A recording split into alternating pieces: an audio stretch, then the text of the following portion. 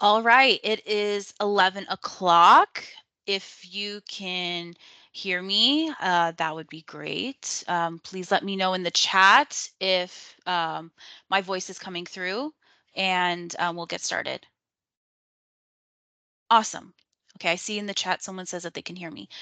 Okay, so all right, we'll get started. Welcome to today's webinar on the 2024 request for applications that we are taking this year. My name is Nilufar Asgari. My pronouns are she and her, and I am the Community Services Grants Analyst at IHCDA that works on HOPWA. Uh, with the new RFA that we're having this year, with the formatting that we have of that, this webinar will be dedicated to further explain the requirements of the HOPWA program as well as the requirements of this RFA. And we will do our best to answer the questions that you have. So that way you have all the information that you need to successfully respond to the RFA that we have put out. We have a lot of material to cover. So as I've mentioned in the chat, if you have questions, please type them in the chat and we will work to address them in the end. Just to give you an overview of how our presentation will go, we will start by summarizing the RFA. We want to make sure that we reiterate what HOPWA is and also our goals as IHCDA for how we would want to successfully administer the HOPWA program. And we'll also discuss with you the required scope of services, which really refers to the responsibilities that you would have as a prospective project sponsor for fiscal year 2024. We would also go into talking about the eligibility requirements to be able to qualify for fiscal year 2024 funding, as well as the actual components of all of the RFA that you would be completing. We'll give you some information on the timeline based on what we have currently provided on the RFA, and also give you some relevant information and reminders just to make sure that you have more contextual information about the RFA, and then there will be time for questions, hopefully at the end. So first, talking about the HOPWA program, I won't spend too much time on this, but the HOPWA program has been established in 1992 thanks to the AIDS Opportunity Housing Act, AIDS Housing Opportunity Act of 1992. This program pretty much is the only federal program that is dedicated to giving housing uh, resources to those who are low income and living with HIV/AIDS and their families. The HOPWA program really relies on giving out rental assistance, both long-term and short-term rental assistance, but it can also cover utility assistance, as well as helping to connect your clients to federal, state, and local resources. Um, Now, it's important to note that with all of these overarching goals in mind, with all of that context in mind, one thing we do want to acknowledge with how HUD wants to administer this program is that at this point, the HOPWA program is intended to really elevate housing as a effective structural intervention in ending the HIV epidemic, specifically with making sure that housing is seen as a aspect of health and healthcare for those who are living with HIV or AIDS. So our goals for administering HOPWA, the program that we would be administering funding for, we want to make sure that without without necessarily beating up too much over the bush, that we are able to fund housing and health resources that support those living with HIV and their loved ones. That is the number one intent. That is the why we try to do what we do. We also have, of course, to consider the fact that we at IHCDA want to make sure that the project sponsors that take on this funding are able to successfully spend all of their funds, and also make sure that those funds are spent in compliance with HUD regulations, both with what HUD allows us to spend HOPWA dollars on, as well as any sort of operations and development as to how HOPWA programs are run. So if you were to receive fiscal year 2024 funding, and you want to know exactly what you would be doing in managing those funds, I would suggest looking at pages 4 and 5 of the RFA for more information. Um, with that in mind, though, I will say in sum that we have summarized those scope of responsibilities according to two different areas of operations. So one being program management and service delivery. So this is the part where you would be administering more of that direct assistance and direct program management. The second part of your responsibilities, if you were to receive fiscal year 2024 funding, would be the grants administration piece. So when it comes to that grants administration piece, that really just ensures that you are submitting your claims in a timely manner, you're meeting relevant reporting deadlines, communicating consistently with us if you have questions, or if for whatever reason something comes up and we may need a response from you because we have questions. It's making sure that the behind the scenes work is getting done. As for that direct programmatic piece, the more so that service aspect, we want to make sure that there's data entry being done on HMIS, or in the case of those experiencing domestic violence, we want to make sure that you're using DV client track. We want to make sure that the project sponsors that do successfully receive fiscal year 2024 funding are receiving annual, making sure that they comply, with annual fair market rent and rent reasonableness requirements, and of course, abiding with relevant property inspection and lead-based paint requirements. Finally, we want to make sure that your internal policies are, without a doubt, protecting the client level information of your clients, and making sure that all of your clients are protected against discrimination according to federal and state law. Examples of laws and rules that you may have to think about as you're administering your HOPWA programs would be VAWA and any amendments that the federal government makes to VAWA, which is the Violence Against Women Act.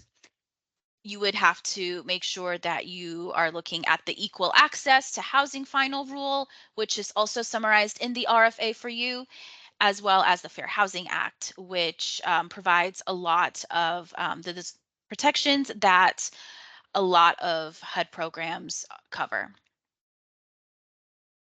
Okay, so now that we've talked about the HOPWA program and what a prospective project sponsor would do to successfully administer the program, we'll talk about the actual RFA, making sure that we have a clear understanding of what exactly the RFA would entail. So first, it would probably make sense to talk about the qualifying criteria to be able to receive funding. First, we want to make sure that you are a 501c3 agency and that your organization has documentation of the status. We also want to make sure that your organization does not have any unresolved monitoring findings from either IHCDA or HUD. Additionally, we want to know that your organization has had staff or board members attending regional planning council meetings within that 2023 calendar year. We want to make sure that your organization is a care coordination site with the Indiana Department of Health. This is a very important qualification, so we want to make sure that you have that designation in order to successfully receive HOPWA funding for fiscal year 2024. You will also need to make sure that your agency has a certificate of consistency with the state of Indiana consolidation plan for the areas that your program covers. And we also want to make sure that it's evident that your organization has standards of financial accountability that conform to CFR 200, specifically the financial management piece, which is 2 CFR 200.302, and the internal controls aspect of the regulations, which is 2 CFR 200.303. There will be questions on the RFA that ask about these questions or allude to them in some way.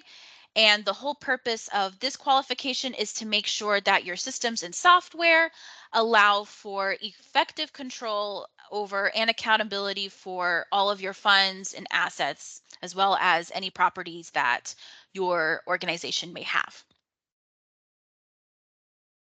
So the RFA components, these are the three components that you would have to provide in order to be deemed fully responsive to this year's request for application.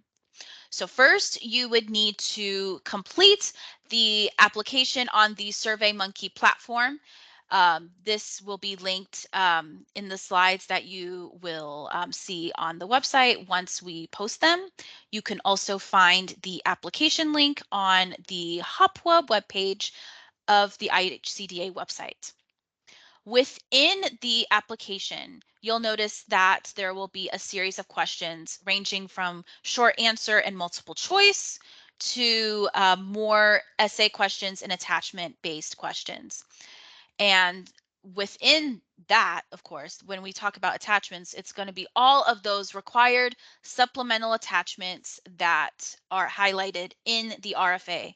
So in the application that you will submit on SurveyMonkey, you will be asked to provide the supplemental attachments that show all of the information that we ask for in the RFA, and that will be included in your submission. Finally, you'll also be submitting an RFA workbook via email to IHCDA Community Services, which is the email that we have linked here. It's important to note again that in order to be deemed fully responsive to this RFA, you would need to complete the RFA application, attach your supplemental attachments in the application, and send an email to our community services team with your completed RFA workbook.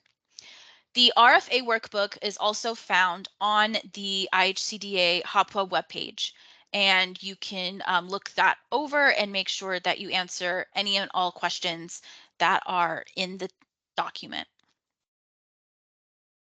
Now, when it comes to the RFA application that you see on SurveyMonkey, I've provided you a table of contents since SurveyMonkey doesn't necessarily provide the whole application just all on one page.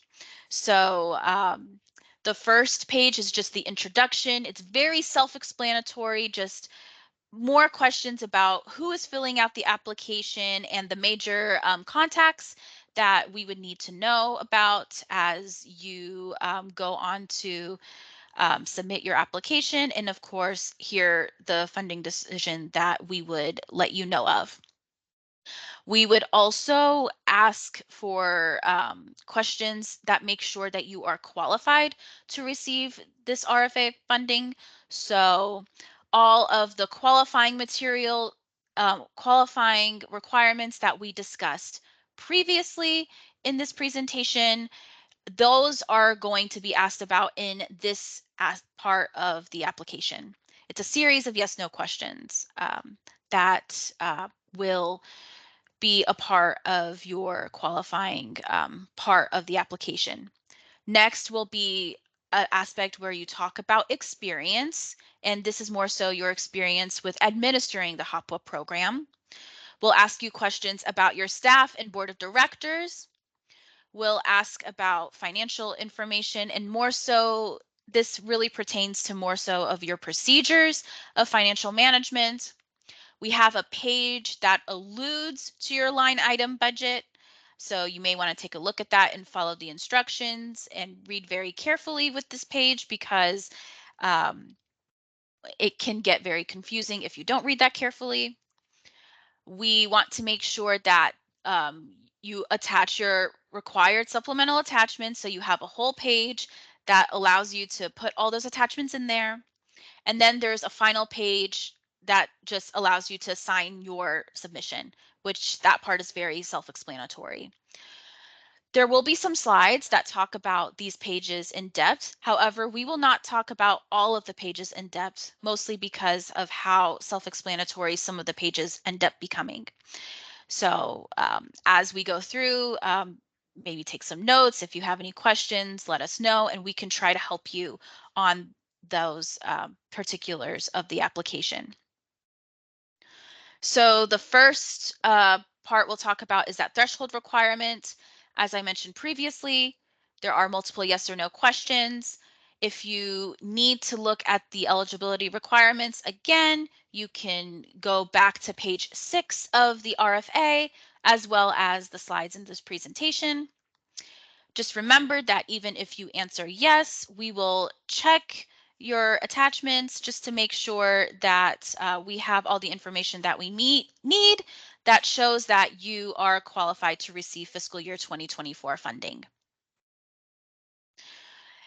I'm not going to read this again, but these are the requirements that you would be asked about. Uh, Again, very straightforward, but we want to make sure that you know about the threshold requirements that come up. Now, when it comes to that care coordination designation, qualification, and the certificate of consistency qualification, the documents that you can attach for that, there are forms on the IHCDA webpage that you can complete to meet those. As far as the rest of the attachments or other qualifying materials that are listed here, you're going to want to look through your records and make sure that you have, let's say, your 501c3 form or other forms that come up as needed. Next, we'll talk about the experience portion of the RFA. This page really is just a series of essay questions. There's about 9, give or take, that you'll be expected to answer. And that ranges all from like what your organization's mission and vision is for your services, all the way to how does your organization implement low barrier housing first approaches in administering HOPWA assistance. So when it comes to these essay questions, just know that we want to make sure that you are using the resources that are out there that HUD has given, as well as making sure that we have a better idea of how you run your programs, of how your organization administers HOPWA, and really get an understanding of what you do. When it comes to this portion overall, the basic caveat I would give you is make sure to focus on the quality over the quantity of your answer. We want to make sure that we understand what you do, and we don't need a lot of fluff. What we need is making sure that you give us enough information that lets us know that you do all of the things that are listed in the both in the slides, but also in the RFA application. With the staff and board of directors page, this is very straightforward, multiple choice short answer questions. Honestly, we just want to know what your staff knows about the HOPWA program, what your board composition looks like. As far as identifying information is concerned, you're going to be providing that in the required supplemental attachments page. So the staff and board of directors page is more so just a general questionnaire page, really. but the identifying information of your staff and board of directors, that will be in a later page of the RFA application.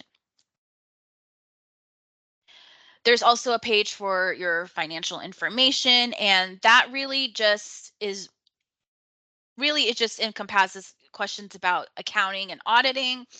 As I mentioned earlier, this is more of just questions about your financial procedures and how you handle anything regarding your finances. So this will not necessarily be a page that goes too far in depth, but just in depth enough that we get an idea of what you do with finances. Now, this is the page that is both short, but also you need to follow directions on, mostly because, again, we want to make sure that you end up being fully responsive to the RFA. So when you see this page, you're going to give us the grand total of what you want requested in your fiscal year 2024 application, not the line item amount. In our application, you're only giving us that grand total. And when you provide that grand total, we want that answer in a decimal format. Otherwise, SurveyMonkey glitches. So make sure that whatever that grand total will be, that is the answer that's you're provided. You'll also have a series of questions making sure that you understand that the line item budget needs to be submitted through your RFA workbook. So as you may see on this slide, your line item budget will be submitted through email to our community services team, which the email is communityservices@ihcda.in.gov. Here I have the list of required supplemental attachments. This is honestly going to be one of those things that you make sure that you really read carefully, make sure that you gather your supplemental attachments earlier on, so then when you are submitting the application, that you are able to quickly attach everything accordingly. So first, we want to make sure that we have a copy of your 501c3 status form. We want to make sure that we know for a fact that you are a 501c3. We want to make sure that you have your UEI information from sam.gov. It is your responsibility to make sure that the UEI number is active, because without that number, we would not be able to give you a grant agreement for fiscal year 2024. So make sure you attach that from your sam.gov account. We also want to see an award letter or an agreement that shows that your agency is a care coordination site with the Indiana Department of Health. This is going to be important because we want to make sure that this qualification is met for this year.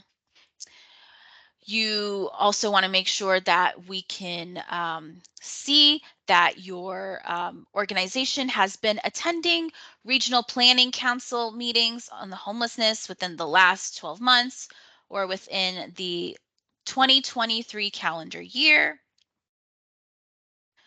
We want to have a good understanding of your financial management procedures and policies.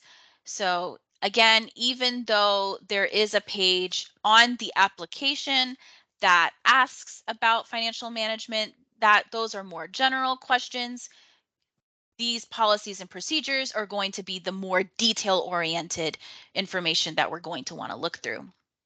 We want to make sure that you provide us your policies and procedures on confidentiality. We want to make sure that client information is protected and that you have your own plan for ensuring that confidentiality. We want to make sure that you have someone on staff that is certified in doing the HOPWA financial management. If you need to update your HOPWA financial management certification, we've included a link both in these slides, which will be posted later, as well as the IHCDA HOPWA webpage, where you can log into the HUD Exchange and complete the module on financial management. Earlier on in the presentation, we discussed the staff and board of directors page, where you would provide us just general information about their expertise. Here, on the required supplemental page, we want to make sure that we have the identifying information of your current board of directors. We also want to have the identifying information of your staff.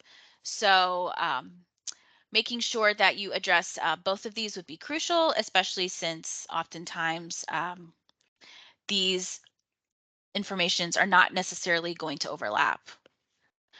Um, we want to make sure that we have your ability to see how you select policy, how you select the clients, how you make sure that your clients are getting their needs met.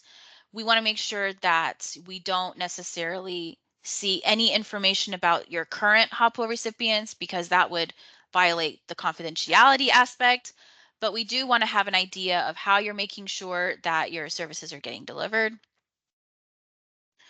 And then here we have some other documents that you would need to attach into your application: a blank housing planner outline, a tracking sheet. If you have an MOU with a permanent supportive housing entity, we would like to see the MOU. We want to also see your grievance and dispute policy, as well as your termination of HOPWA assistance policy, just to make sure we have an idea of, again, how clients go through the system, how you deliver services, and then what happens if a grievance is given or if a client is terminated. So now that we've talked about the application, you've completed all those aspects, you signed the certification page saying that, you understand that there are requirements, that there are all of the regulations that come up with, of course, administering federal grants. Now there's that workbook. When you look at the workbook, you're going to notice that there are a total of 4 tabs. One tab is going to be where you put in your line item budget. And in that line item budget tab, you're going to want to be mindful of the percentage requirements that are outlined in there. So format wise, it's going to look similar to previous RFAs that IHCDA has put out to the general public.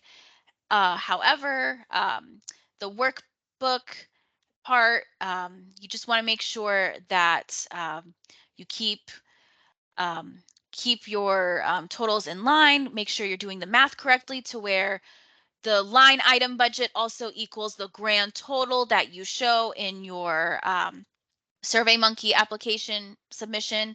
So that way you will be able to successfully go through and submit accordingly. You're also going to have to answer questions on your service provision and impact. These are questions that have been on previous RFAs that IHCDA has put out. They vary in time periods. The variation in time periods with some of the questions are intentional. Some of the questions are asking for a full 12 months estimate of how much service has been administered through TBRA, which is long-term rental assistance, or STRMU, which is short-term rental assistance. We'll also be asking questions that show more of like that 6 to 8 month mark as to where you are currently at. And these are questions that give us an idea of, where you have been before and where you're at now, so that we can make a better decision on where the services have been going. So with that in mind, we want to move on to relevant information, reminders in the timeline that has been highlighted in the RFA. First, There's a timeline. Currently, the RFA is due on Monday, June 24th. Um, Again, in order to be fully responsive to that RFA, we want the completed application, the attachments, and the workbook. So all of those materials are due no later than 5 p.m. on the 24th. The rest of the dates that are listed in the RFA, um, we are abiding by those as best as we can. However, the dates may move a little based on how contracting with HUD is going. So until we want to make sure that we have the funds that we are getting, and then making sure that once we get those funds, we get them to the project sponsors that will successfully receive funding. Regardless, your if you get an award, your contract will start on July 1st, 2024. So if there's any questions about contracting that come up after you submit your RFA or even before you submit your RFA, please let us know and we'll do our best to answer those questions accordingly. I also want to showcase part of the page that we discussed on how your RFA response will be evaluated. So on page 6 of the RFA, we also have a list of criteria that shows how you'll be evaluated for your response. And really, there's a combination of factors that we've listed here. It can range from our capacity to meet your request, making sure that we have the money to meet the request. Really, it's more so of like making sure that the logistically it'll work out. But then there are other things that we look at, such as, are you eligible to receive HOPWA funding? Because that will also impact whether you receive funding. We'll look at your spending progress in previous fiscal years just to get an idea of where you're at. We want to look at, of course, your service provision, and we also want to make sure that your application is very up to date, that it is of high quality, making sure that at the very least, like, you've answered questions, essay questions have complete sentences for the most part, that we understand everything that you've sent us, which you can find on page 6 of the RFA. So our important reminders again, which, not to beat with the dead horse, but also want to make sure it's clear, as we've written in the RFA itself, only complete applications will be considered. A complete application is consisting of your SurveyMonkey submission, which is the application questions, your workbook, which you will send via email, and then the attachments that you will attach to the RFA application. At this time, late submissions will not be accepted unless approval was granted beforehand, which is written on the final page of the RFA. So with that in mind, your best bet is to start early. If I were you, I would try to gather all of your supplemental documentation as soon as possible. Make sure you're prepared to answer those essay questions, because most, if not all of them, are required. If anything, if you think it'll be better to start on the RFA workbook first and then move to the application, you may do that. You may also start on the application as well. It's just more of making sure that once you have the line item budget that you want put together, making sure that those percentages line up. Then when you go on the application, you can go ahead and just input that grand total so that it'll automatically match. We also want to make sure that if you have any doubt about something that you see on the application, if something doesn't make sense, if you just whatever it is that is related to the RFA, make sure to ask us, because we may be able to help. We actually received a question recently about a tech a technological issue with SurveyMonkey that thankfully we were able to help resolve quickly. So it can range from something like that that's very quick and easy to resolve to something that's more substantive that, again, we would be happy to help you with. I have attached our contact information here in the slides. We have featured the community services team email throughout this presentation, and I've also included it here in the end. However, I've also included members of the staff that more directly work with HOPWA, myself, Nilufar, which is my email address is above, and then Rachel Sample, our manager, who can also be contacted if there are some substantive questions that come up about HOPWA. And now that concludes the end of the presentation aspect of the webinar. So if you have any questions, now is the time to type them out into the chat.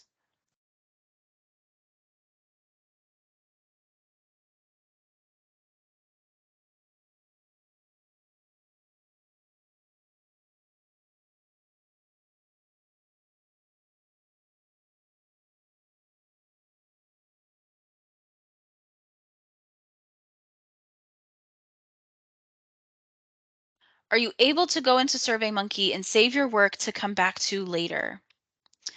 That's a good question. So I think it depends because I've seen some people who have been able to go back and some who have not. What I will do is double check on this and get back with everyone on the webinar about whether you can double check, whether you can save and go back to it. Sometimes it's yes, sometimes it's a no. Do you have a document with the SurveyMonkey questions so we can work on them and then upload? I'm waiting for this person to finish typing and then I'll announce.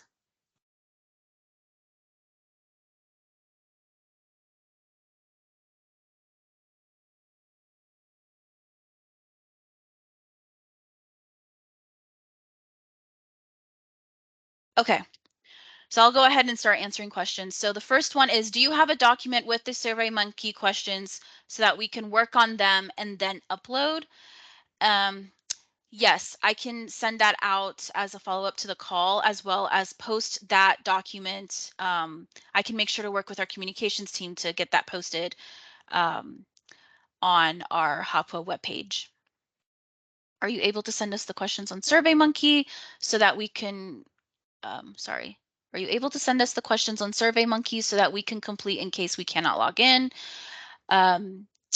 Yes, we can send you the PDF likely. That part we'll likely be able to send you a link to once that is posted on our website. The only caveat I will give is please do not send us a PDF application. We would like the application submitted electronically. And I'm just saying that just for my own peace of mind of having to go through more PDFs than I already would want to go through. Let me see. Are there other supplemental attachments that need to be submitted with the workbook other than the ones in SurveyMonkey? No. All of the supplemental attachments that are listed in the SurveyMonkey are the ones that need to be provided, with the exception of your RFA workbook, which can only be submitted via email. As we have found out with SurveyMonkey, they do not allow us to send upload Excel files, and we had no choice but to require the Excel file. So that's why it's not all in one system. That's why you'll still have to submit an application while also sending us an email with your RFA workbook. There's another one that says, you mentioned that we need the certification of consistency of consolidated plan, but I see that that is not an area to upload it. Okay, I'll double check about that. That's a good catch. I'll look through the application just to make sure, and then I'll verify that that part is updated. Thank you so much for adding that in, Dorothy. Great catch. Who do you recommend we sign the certification of consistency with consolidated plan? Um, Most likely, let me double check the form just to make sure that I give you the right answer. Um, your signature will likely probably be the executive director or your CEO. If it's not that, then it'll likely be the name, whoever is associated with the certifying jurisdiction.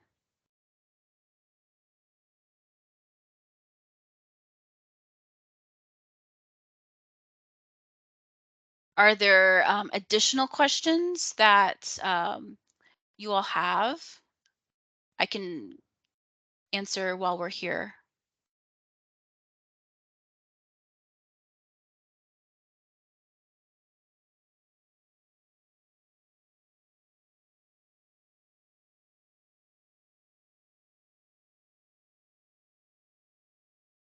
Okay, so since there aren't any additional questions, I'll end it here. I'll follow up with some of the questions that we had specifically on the PDF version of the application, and of course the supplemental attachment for the certification of consistency plan, which thank you, Dorothy, for bringing that up. Um, if any other questions come up that you have not thought of until after the webinar, please let me know, and we can help get those questions answered. If there's nothing else, then we're good to end the webinar. Thank you for attending, and I hope you have a good rest of your day.